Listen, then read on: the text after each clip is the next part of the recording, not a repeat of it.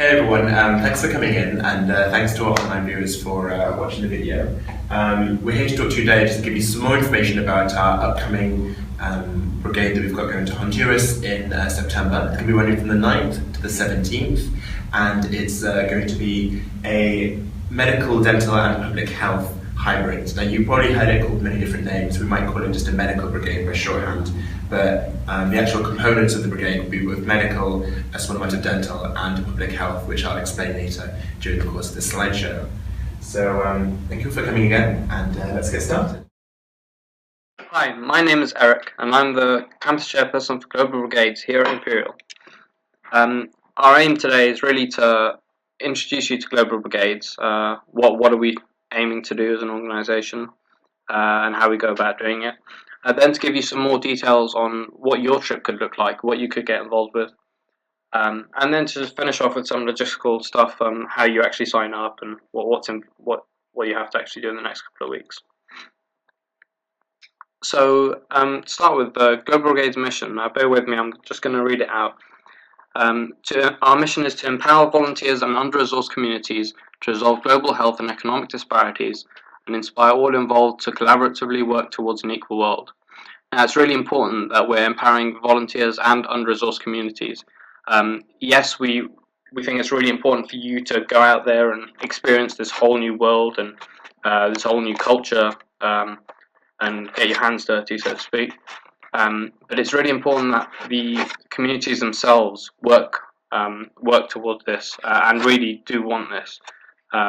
So we're not going and working for a community, we're going and working with them, side by side with them. And that's something that you'll experience working alongside the people there. We're resolving global health and economic disparities, two really big problems which is really important to combat them together, and we'll talk about that in a minute. And to work towards an equal world, which is really important because we forget a lot of the time how much inequality is in the world. We live in our little bubbles, and it's really important to go out there and see that that's not quite so true. And there's a lot of people who live in conditions that we probably couldn't imagine. Global Brigades is the largest student-led social responsibility movement on the planet. But here in these graphs, we basically want to show that for every new volunteer we get, the impact that we can have on the communities we work with increases exponentially. We can do so much more with every new volunteer, so every single one of you really do count in this organisation. Now, our approach to dealing with these global health and economic disparities that we mentioned, it's obviously a hugely complicated problem, a global problem. But Global Brigades has their unique holistic approach, which is basically to take this problem and look at it from all the angles, take every aspect of people's lives and see where development projects could make an impact. And here we've got a logo for each of the 10 programs Global Brigades offers. We've got the medical, public health, water, microfinance, business, dental, human rights, environmental, engineering, and architecture. So each of these brigades will focus on one aspect of development, and you guys are lucky enough to be involved with a brigade which will be looking at 3 of those 10 aspects, which is really quite special. But the Global Brigades model only works when all of these come together. They really have to be integrated, and they have to be sustainable. So there's no point of providing clean water if the public health facilities aren't good enough and the water just gets really contaminated. There's no point of creating public health facilities if people don't have the funds or can't get access to the funds, and the businesses aren't developed enough to be able to offer these services in future, because we need a sustainable approach, something that the communities will be able to continue their development after we've gone. So we've talked about our mission as an organisation, what we're aiming to do, and we've talked about how we're going to go about doing it. So where are we at the moment? We've got our Central American countries, we've got Honduras, Panama and Nicaragua. And we've also got Ghana in Africa, but we've actually suspended the brigades to Ghana just for a year or so until the Ebola crisis calms down a little bit.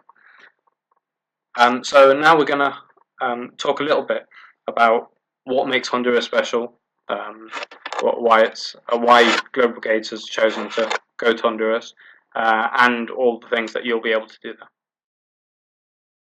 So why Honduras? So a couple of important facts to know about the country is the general education that the population is very low. The average person has only been educated to a 5th grade level. There's typically, in the areas that we're working in, there's typically no doctors for about 20 miles or so in a radius. And 80% of the population have no access to a dentist. Meanwhile, 70% have no access to any kind of public health sanitation facilities whatsoever. So really 1 in 5 people in rural Honduras do not have access to any kind of healthcare. But that's where we come in. Another way for you to think about it is to simply say, if we took 10,000 people from Honduras and put them in the Great Hall,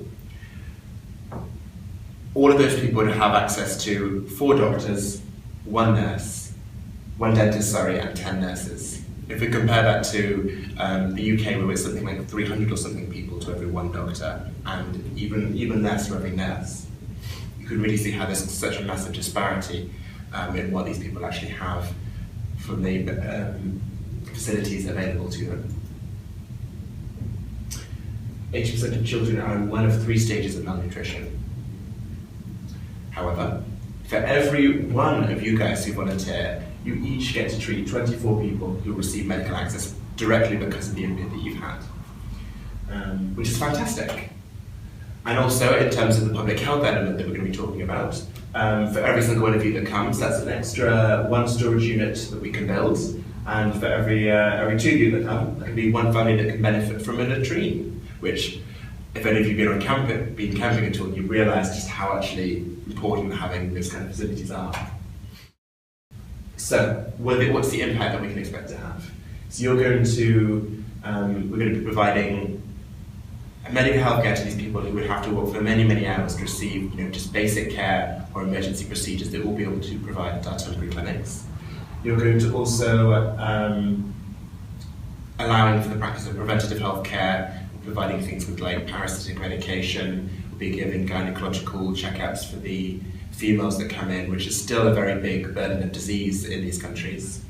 As well as we'll be creating healthier and more productive lives for these people who simply wouldn't get this medical health care if we weren't doing what we do.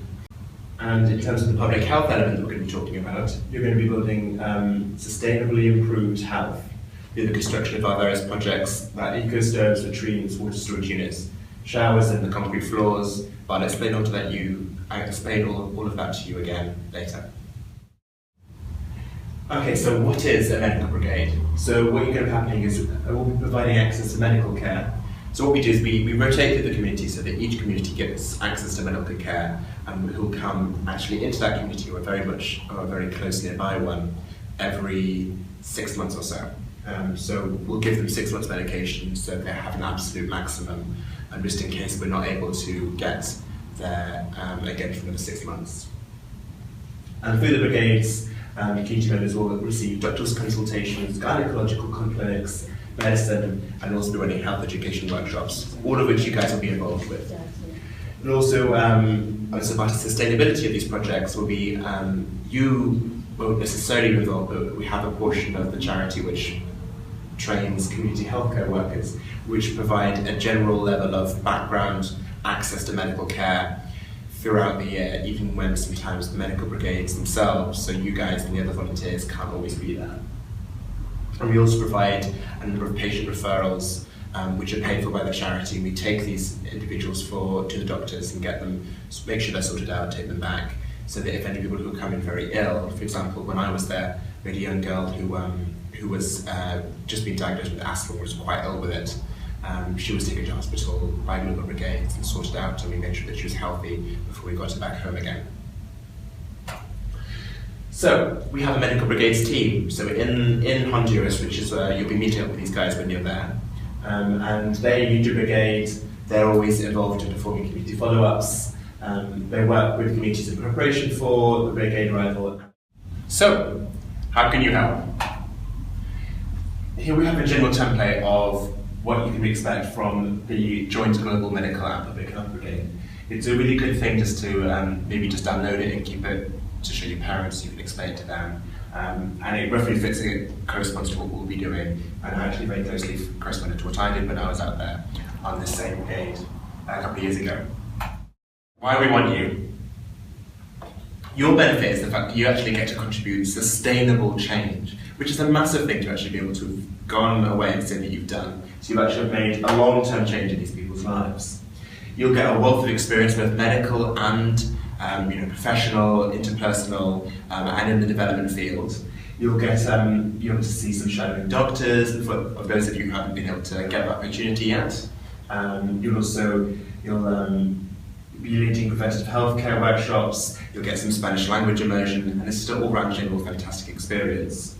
Also, and of course, the communities benefit from all the healthcare that you bring in, the education workshops that you'll be running, and the medication that they need, which they can't get without what you'll be providing, as well as the sustainable arms of the project, which we help to keep the whole medical, increasing access to medical healthcare going, even when you're not there. So what does the brigade look like? So since it's a medical and public health brigade, it runs from the 9th to the 17th. So you'll have a couple of days doing medical and a couple of days doing public health. During this time, you'll be in the medical portion, which is usually the first half, you'll be intaking patients, triaging them, offering your skills to help out at the GP consultations. Women amongst you will be able to help out with gynecological consultations, although guys, I'm afraid, as this is quite a conservative Catholic country, it's unlikely you'll be able to help out just due to reflect the more conservative needs of the population that we deal with. However, you'll still be able to do everything else, and you'll be involved with the pharmacy, the GP consultations, and of course the small amount of dental work that we'll be doing there whilst we're there.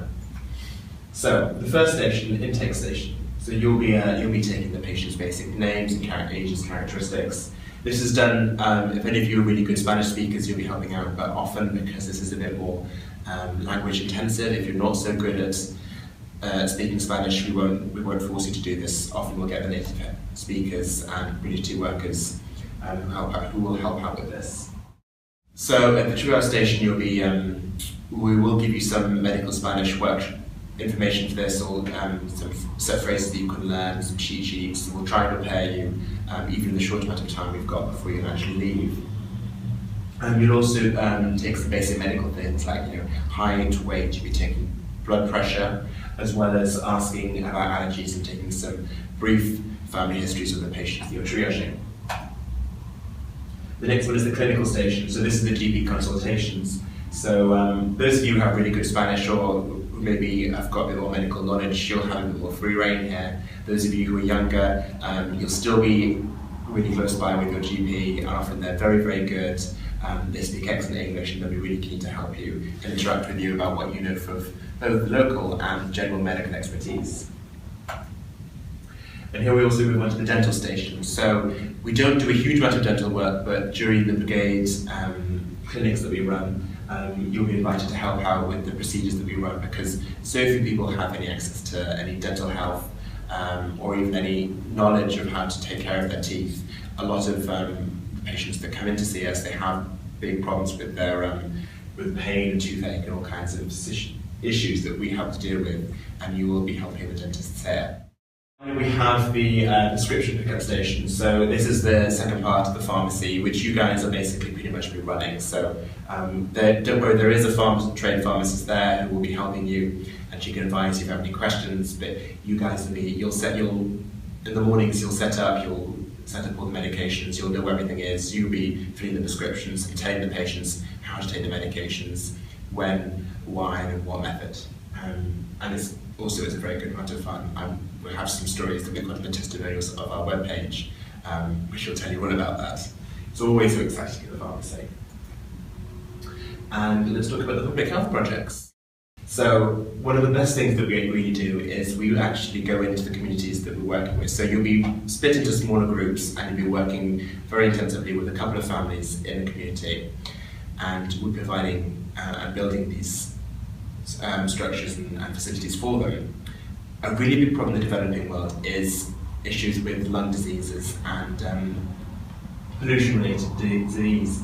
Because if you have a fire and you're trying to cook inside your house and you've got nothing but a fire to cook on, it's very common these people spend their lifetimes, particularly the women, because in these conservative countries the women do most of the cooking, they'll spend their lives inhaling smoke from cooking food all the time, and so lung problems are very common. Whereas with an eco stove, which we come and build, it's a really useful design. It pumps all the smoke out, uses less fuel, and it's generally just a lot better for the inhabitants, and it's all around cleaner. So we often go in there and we build these for the communities, as well as water storage units, which are fantastically useful. So you'll be paired up with a community that's just finished getting water supply in from the water brigades, who you were talked about earlier by Erik. And so they'll have got arranged to have the fresh water come in, and you'll build these structures, which mean they can actually, use the fresh water. They can wash their food, wash their clothes, and cooking supplies as well. We call them peelers. So that includes also the shower structures and the latrines that are often part of built as well. You've also got the concrete floors, because all these communities that live in tropical or subtropical conditions, and they've got dirt floors, parasites, and particularly fungal infections of the feet, are extremely common. And having even something as simple as having a concrete floor can drastically cut the amount of infections these people can get. So it seems like a small thing to make, but actually does have a really big effect on the communities. And there we go, there's the showers, and as you can see that photo there, that's the finished structure with a shower, a toilet, and the water storage in the middle. Okay, so just to summarise, the long-term public health benefits of what you're going to be doing there in the second half of the brigade is you'll be reducing, particularly the women will benefit a lot, because they tend to go out and getting water, but they'll be spending less time to go to get water. What they use in their cooking and their cleaning will be clean water, and that drastically cuts the risks of infections, any diarrheal infections, and also any other infections they might get from poor sanitation or fungal infections within their house. And they'll also have a source of water they can use for showering and just general hygiene, which we take for granted every single day, but these people just simply don't have. Okay.